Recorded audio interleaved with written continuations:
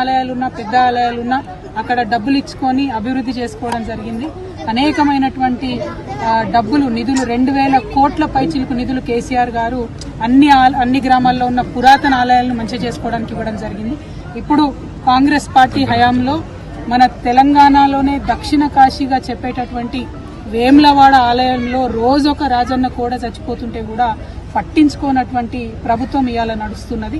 మరి ఆ వైఖరి పోవాలి. తెలంగాణ దేవాలయాల మీద గౌరవం ఉంటే ఖచ్చితంగా ముఖ్యమంత్రి గారు శ్రద్ధ చూపించి ఆపాలి. ఎందుకంటే గత 15 రోజులుగా వరుస పెట్టి వింటున్నాం, రోజు 4-5 కోడలు చచ్చిపోతున్నాయి వేములవాడలో. ఇది మనకు మంచిది కాదు, రాష్ట్రానికి మంచిది కాదు. తప్పకుండా ఈ విషయంలో ప్రభుత్వం శ్రద్ధ పెట్టాలని ఈ సందర్భంగా డిమాండ్ చేస్తూ, మరి తెలంగాణలో అనేకమైనటువంటి ఆధ్యాత్మిక క్షేత్రాలు ఉన్నాయి. వాటన్నిటి అభివృద్ధికి కూడా బీఆర్ఎస్ పార్టీ కట్టుబడి ఉన్నది. ఇదివరకు కూడా నిధులు ఇచ్చినాం, మళ్ళా వచ్చేది మన ప్రభుత్వమే, మళ్ళా కూడా నిధులు ఇస్తామని సందర్భంగా తెలియజేస్తా ఉన్నాం. Thank you. జై తెలంగాణ. కుమారాన్ని ఏమంటుందంటే కాంగ్రెస్ ప్రభుత్వం 2500 ఇస్తానది మహిళలకు, మరి చెప్పవేంది ముచ్చట అంటే చెప్పేదేముంది, మా అక్కలకు తెలిసిందే కదా, ఇస్తామన్నారు ఇస్తలేరు, ఇచ్చలేక కొట్లాడ్డా అంతే కదా. ఇంకేమన్నా కొట్లాడితేనే కిందికి వస్తారు అంతే కదా. కొట్లాడదామా మరి? కొట్లాటలు ఎట్లుంటారు? పిడికి ఎత్తాలి. జై తెలంగాణ, జై తెలంగాణ.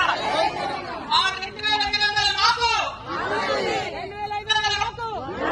కిలం బంగారం వెంటనే, కిలం బంగారం వెంటనే. రేవంత్ రెడ్డి బంగారమే రైతు బంధు